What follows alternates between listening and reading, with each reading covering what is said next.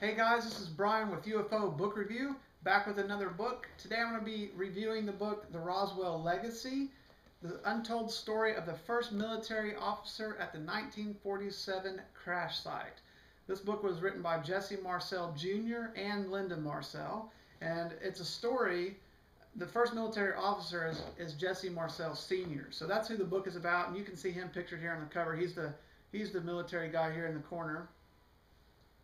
Or I guess that's who that's supposed to be. In any case, this book, as you learn in the introduction, Jesse Marcel says that this book is going to be a story about his father so that people can really see who his dad is. This is supposed to be, he's fulfilling a promise to his father that he's going to tell his story after all these years because his dad has now passed away. So he's telling his dad's story, and he's going to tell a little bit of his own story, and he's also going to tell a story of his own children now and how this Roswell event has affected them.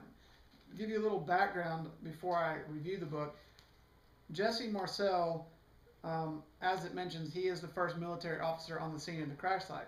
Well, he's the guy that was pictured.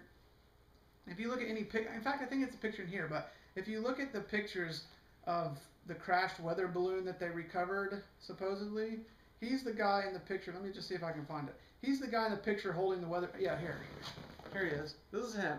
This is Jesse Marcel. So the book is supposed to be about this guy here. And basically what's happened over the years is that investigators, and especially people who try to debunk the story of Roswell, try to portray Jesse Marcel as a bumbling buffoon, basically. Here's a guy who can't even identify some tinfoil out in a farmer's pasture, so he has to bring it into town and into the military base and try to figure out what is this, and then they say, oh, that's a weather balloon, moron.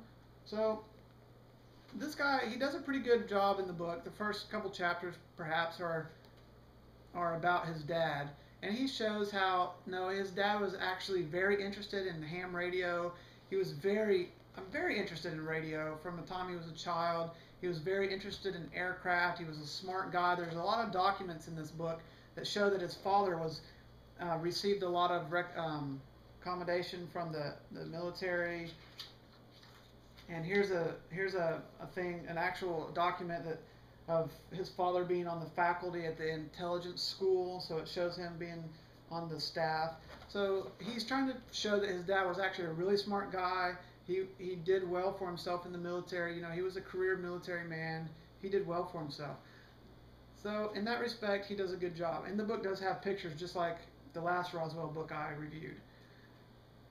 The thing I don't like, well, there's a couple things I don't like. Those are what I like about the book. The things I don't like about the book is I'm confused as to what the book is supposed to be about. On the cover, it says it's supposed to be the untold story of his dad.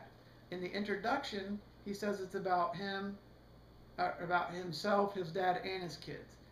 Like on page 130, he makes a statement like this. Now, look, 130, he makes a statement where he says, the best place to start any story, of course, is at the beginning. And the beginning of this story goes beyond the crash 60 years ago. It begins with the person at the center, my father, Jesse Marcel Sr. So it's not until the very, nearly near the end of the book that he makes a statement that the place to start the story is with his father. So whoever did the editing on this book, I really found that this book jumps around a lot.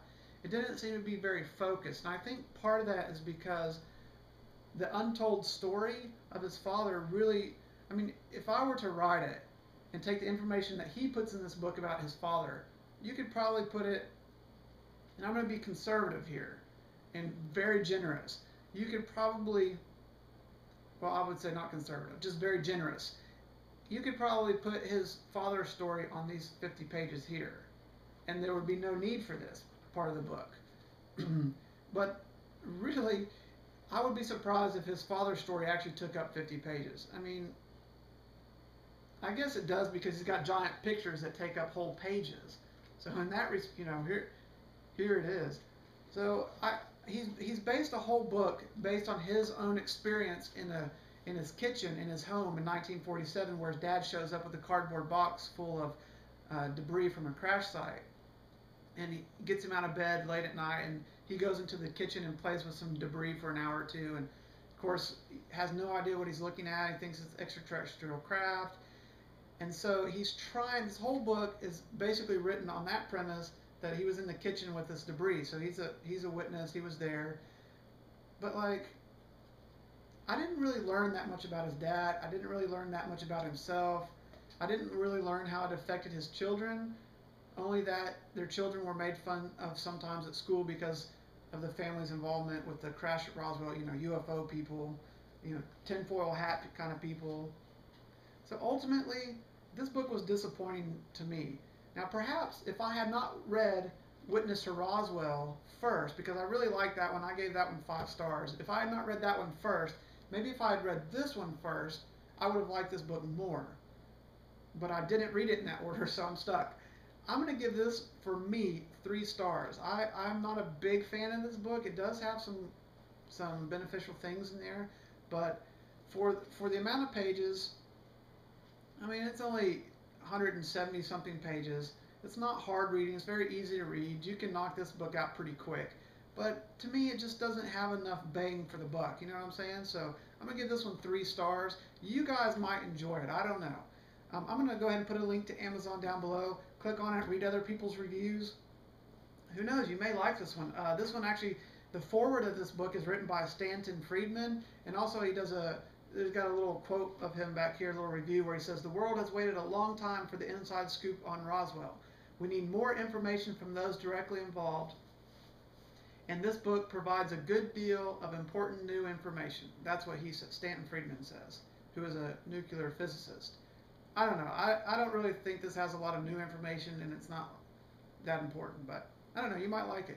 All right, for the next, so 3 stars. The next book I'm going to be talking about is Alien Agenda. Now, I wasn't really familiar with this, but apparently it's a pretty popular book.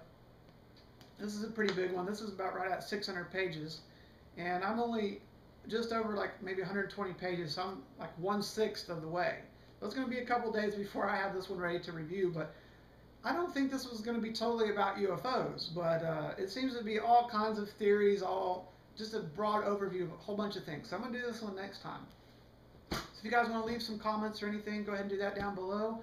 Be happy to talk to you. Anyway, I want to thank you guys for watching the show. See you later.